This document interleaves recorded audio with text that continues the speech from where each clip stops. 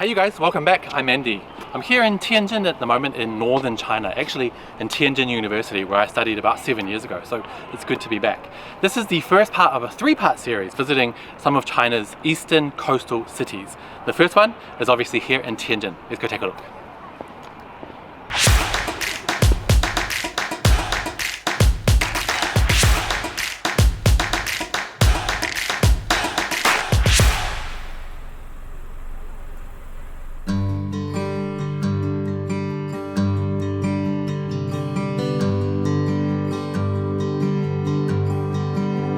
Tianjin is China's 4th largest city, with a population of nearly 14 million spread across an area of around 11,000 square kilometers. Located about 125 kilometers from Beijing, right at the Binhai Bay, Tianjin has long been considered the gateway to the capital. The city was forced open to foreign trade during the Second Opium War, making it a heady mix of East and West to this day.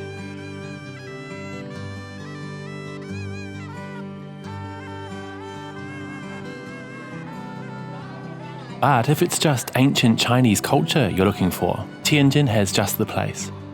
The ancient culture street is nearly 700 meters long and features hundreds of cute stores and stalls, selling everything from combs to toys and jewelry to souvenirs.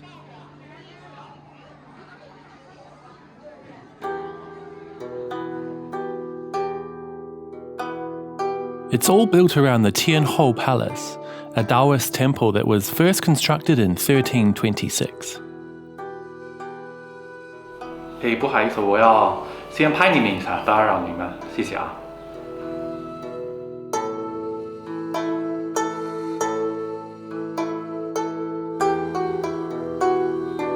Being an important coastal city, it was created for the goddess of the sea and offered protection to the city's seafaring citizens.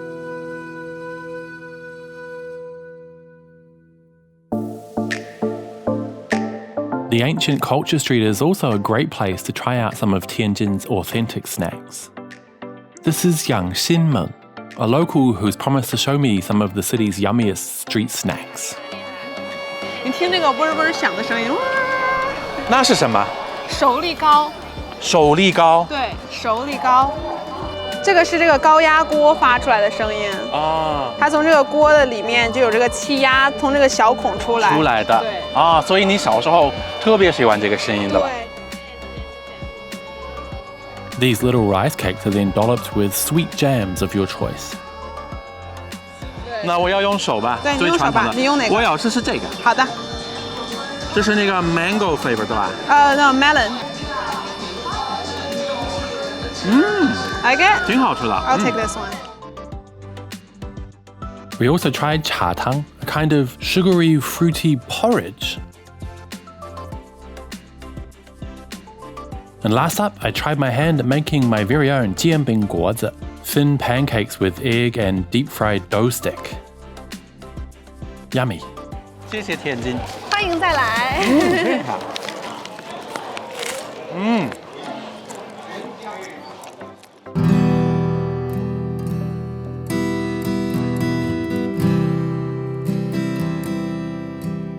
Located about 45 kilometers from the city centre is the Binhai New Area, designed and built after initial planning was proposed in 1995, as a way to further promote Tianjin as an international port city.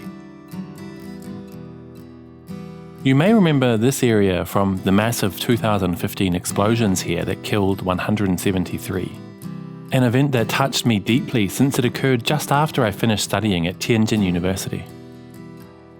I went to check out the area, which has now been turned into a public park. And like every public park in China, you can find dancing grannies.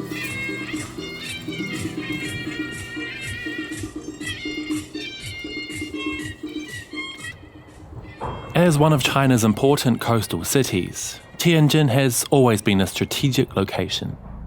Binhai Bay became the scene of decisive battles between the locals and British and French invaders during the Second Opium War, which ran from 1856 to 1860.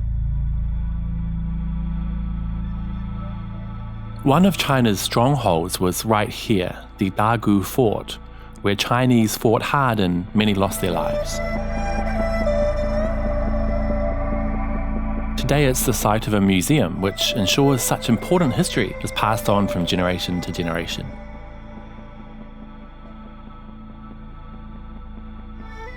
Despite the valiant battles that took place here, ultimately China was no match against foreign invaders, and they were pressured to sign the Treaty of Tianjin in 1858.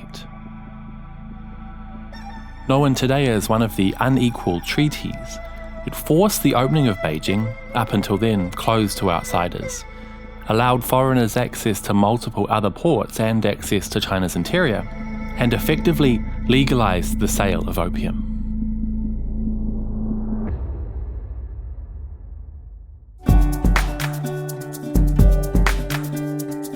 Before leaving Tianjin, a look around the 5 great avenues, or Wu Dadao, is a must. After the Second Opium War, the foreign concessions of 9 countries were set up here, leaving behind a myriad of architectural styles that, for me, are best seen by bike. Tianjin is an extremely bike-friendly city with rental bikes available all over the place. Tianjin is one of China's most important coastal cities, a place where East confidently meets West. Even though that meeting of cultures wasn't always under the best circumstances, Tianjin has managed to secure its place in the world and remain unique, colourful and welcoming. In the next episode, I'll be heading to another key coastal city, Qingdao. See you then.